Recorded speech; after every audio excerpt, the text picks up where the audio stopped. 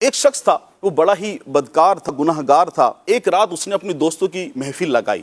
اس محفل میں وہ شراب وغیرہ کے معاملہ چل رہے تھے، تو اس نے اپنے خادم کو بلایا، 4 درہم دیے کہ یہ لو اور جا کر بازار سے میرے دوستوں کے لیے فروٹ لے کر آ جاؤ۔ اب جو وہ خادم بازار کی طرف گئے تو کیا دیکھتے ہیں، ایک اللہ پاک کے نیک بندے حضرت منصور بن عمار رحمۃ اللہ تعالی علیہ جو ہے، سبحان اللہ، ایک بندے کی حاجت کو پورا کرنے کے لیے آپ اعلان فرما رہے ہیں کہ ہے کوئی شخص جو اس کی حاجت کو پورا کرے اور اسے 4 درہم دے۔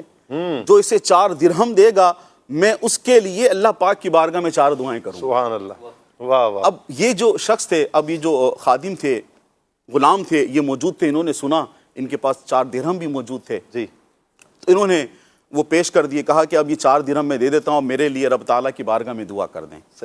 حضرت نے جو بزرگ تھے تو انہوں نے دعا کی، کہا بتاؤ کون سی 4 دعا تم کروانے چاہتے ہو؟ کہنے لگے پہلی دعا تو اللہ تعالیٰ کی بارگاہ میں آپ یہ کریں کہ اللہ پاک مجھے میرے مالک سے آزاد کر دے۔ آپ نے اللہ تعالیٰ کی بارگاہ میں اس کے لیے دعا کر دی۔ کہا دوسری دعا، اس خادم نے کہا کہ مجھے اس 4 درہم کا عوض مل جائے، یہ میری دوسری دعا رب تعالیٰ کی بارگاہ میں آپ کر دیں۔ پھر حضرت نے پوچھا کہ تمہاری تیسری دعا کون سی ہے؟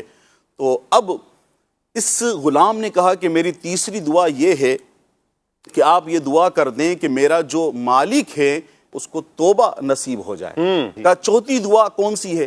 لیکن آپ چوتھی دعا میرے لیے یہ کر دیں کہ اللہ تعالیٰ مجھے یعنی غلام کو، میرے مالک کو، اور آپ کو حضرت منصور بن عمار رضی اللہ تعالیٰ عنہ کو اور حاضرین مجلس کو، سب کی اللہ پاک مغفرت فرما دے۔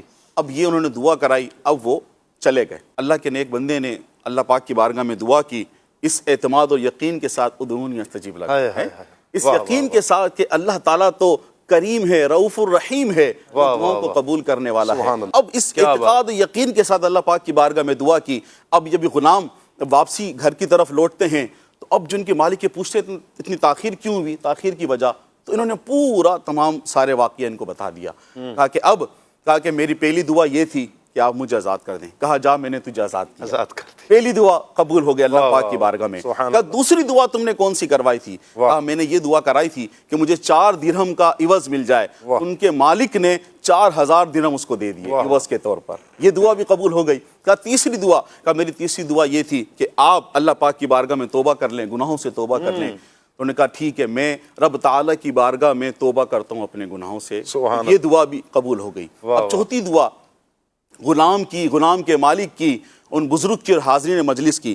ان کے جو مالک تھے انہوں نے کہا کہ یہ 3 دعائیں تو میرے اختیار میں تھی جو میں نے یہ کام کر دیا، اب جو چوتھی دعا ہے، جو چوتھی بات ہے وہ میرے اختیار میں نہیں ہے۔ اب جب رات کو یہ جو مالک تھا یہ سویا، اب کیا دیکھتا ہے خواب میں، جب یہ سویا تو کوئی کہنے والا کہہ رہا ہے کہ جو تیرے اختیار میں تھا تو نے کر دیا، اب جو میرے اختیار میں ہے کیا میں وہ نہیں کروں گا؟ اللہ اکبر، کیا میں وہ نہیں کروں گا؟ کہ یاد رکھو، سن لو کہ میں نے یعنی وہ جو مالک تھا تمہارے غلام کی، منصور بن عمار کی اور تمام حاضرین مجلس کی مغفرت کر دی ہے۔ سبحان اللہ، کیا بات ہے، کیا بات ہے۔